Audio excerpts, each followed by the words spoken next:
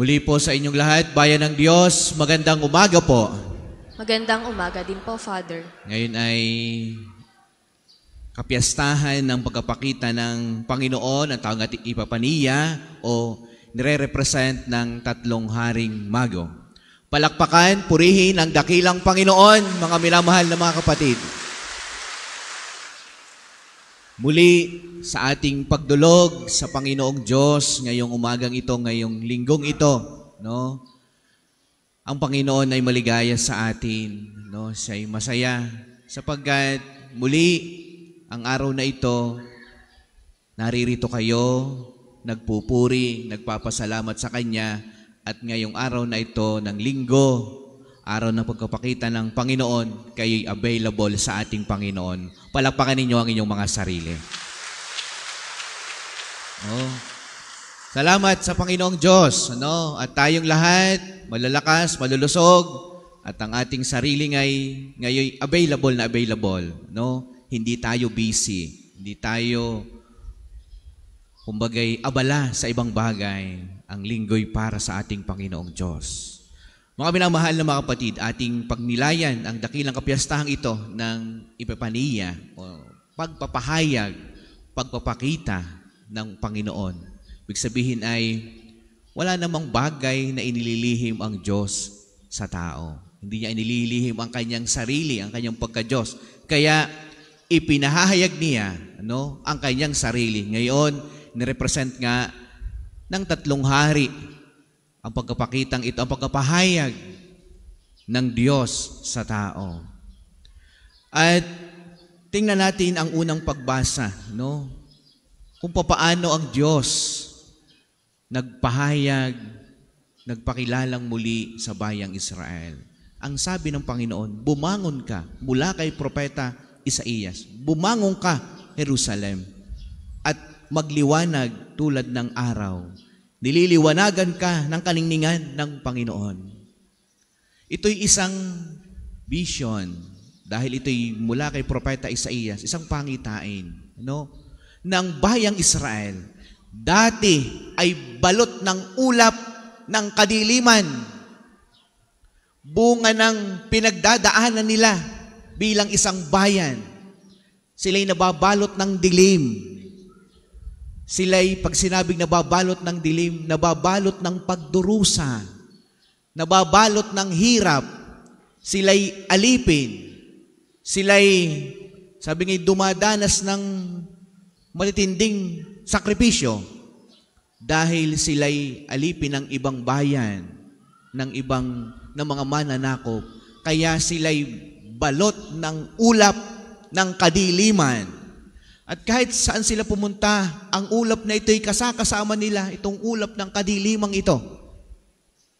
Pero, sabi ng isang Propeta Isaías, dahil nga sila'y nasa exile, darating na ang panahon, bumangon ka. Wala na ang ulap na iyan. Yan ay mababalot na ng kaningningan ng Panginoon. Bumangon na kayo sa inyong kinalalagyang iyan. Umalis na kayo sa inyong lugar ng inyong pagdurusa. Bumangon na kayo. Sapagkat ang liwanag ng Diyos ay pumasok na sa inyo. Ang kaningningan ng Panginoon ay binabalot na kayo. Wala na ang ulap ng kadiliman. No? Kayo'y makakaranas na ng liwanag ng Diyos. Kaya maligaya ang bayang Israel. Muli silang mahahango sa exile. Sila'y muling dadalhin sa kanyang bayan. At sabi ng Diyos, mula kay Propeta Isaías, ang lahat. Dahil ang bayang Israel na ito'y nababalot ng liwanag ngayon. Ang lahat ng bansang nababalot sa dilim ng kaulapang ito, bunga ng pagdurusa, lahat babaha papuntang Jerusalem, papuntang Israel.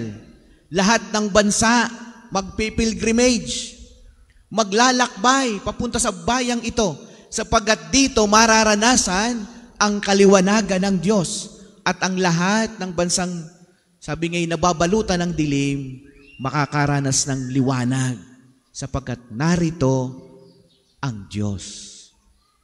Kaya sabi, ang lahat mula sa iba't ibang lugar magdadala ng kanilang pang-alay sa Diyos. Iba't iba, lahat mag-aalay sa Panginoong Diyos sapagkat naroon ang liwanag. Lahat naman ng tao, pag ikaw ay nasa matinding dilim, bunga ng paghihirap na iyong pinagdadaanan, talagang lagi kang pupunta sa isang lugar na kung saan ka makakaranas ng liwanag. Halimbawa, dito sa National Shrine, St. Padre Pio, napakadami nating pain, sickness, mga stress sa buhay, mga pagbagsak natin. Saan tayo pupunta? Sa liwanag. Kita ninyo, pagka nakakita ng simbahan, ikaw ay naaakit laging pumunta. Pag nakakita ng isang lugar na tahimik, nandun ang Panginoon, lagi kang maa-attract sa Kanya. Hindi maaring hindi ka magsasign of the cross. O kaya hindi maaring hindi ka sisilip sa Kanya o titingin sa Kanya. Sapagkat tayong nababalot ng dilim, pag tayo nakakita ng presensya ng Diyos, tayo laging naa-attract sa Kanya. Sapagkat siya ay liwanag.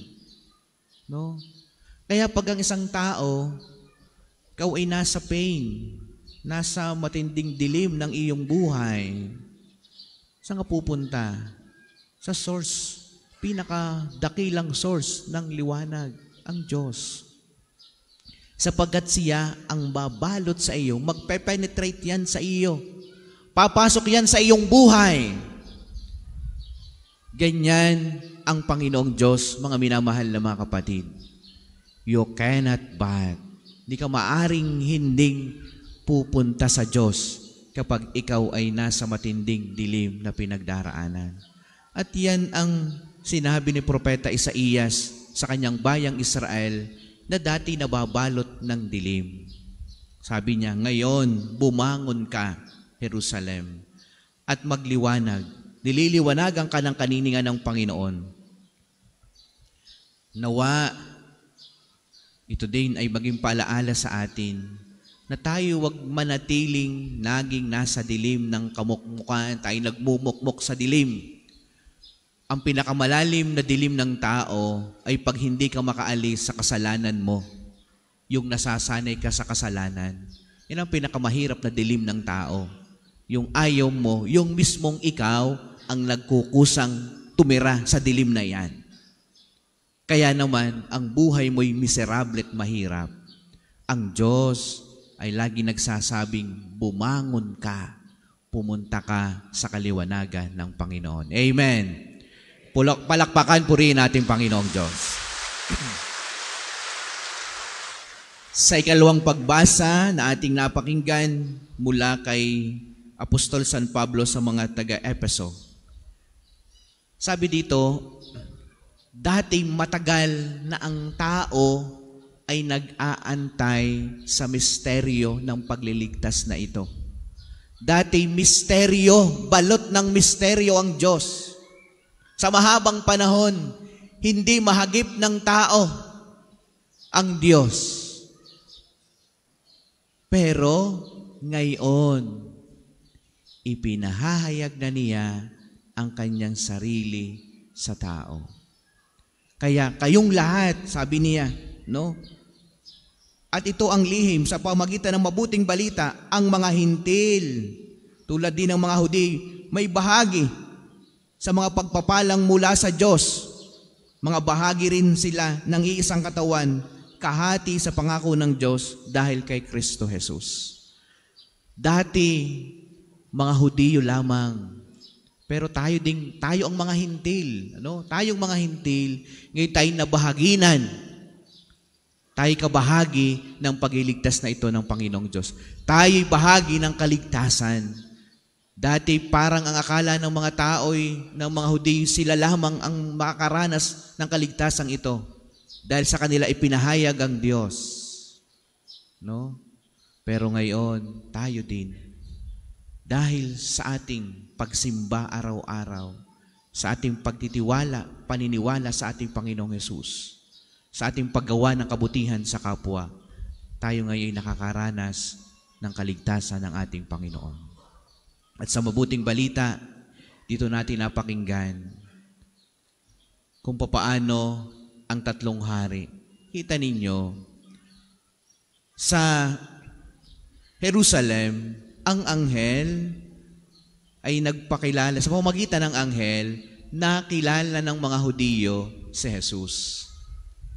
Pero, papaano tayo ng mga hintil na malayo sa Jerusalem? Paano natin nakilala sa Jesus? Sa pamamagitan ng nature. Paano ang Diyos nagpahayag sa atin? Sa pamamagitan ng tala. Yung tatlong hari, dahil sa talang ito, yan ang ginamit ng Diyos. Hindi ang anghel hayag ang nagpakita, no? Sa mga ito, pero dahil sa nature, dahil sa tala, nakarating sila kay Jesus. No? Dahil sa tala, nakarating nila kay Jesus. Nung ako po'y nag-a-apostolate sa San Jose Occidental, Mindoro, sa mga mangyan, sa 7 tribo doon, sa Pamanaka, no? Sabi ko, paano nila nahahagip si Jesus? Paano nila nakikilala ang Diyos? Hindi man nila hayag ang masabing sa Jesus yan. Paano nila nararamdaman? Sa pamamagitan ng nature. Sa pamamagitan ng araw.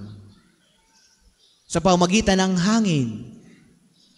Ganyan din ang Diyos magpahayag sa mga taong hindi naaabot ng mabuting balita. Hindi naaabot ng ganito, mga misa. Paano nila na ipahayag ang Diyos? At minsan, mas malalim pa kaysa atin ang kanilang pananampalataya sapagkat hagip nila ang ipinahahayag ng Diyos sa kanila sa pamamagitan ng kalikasan na nakapalibot sa kanila. Bago dumating ang bagyong Yolanda, kami po ay nasa kabundukan ng San Jose Occidental. Ang sabi sa akin ng isang mangyan, "Brother, bumaba ka." Sabi, bakit po?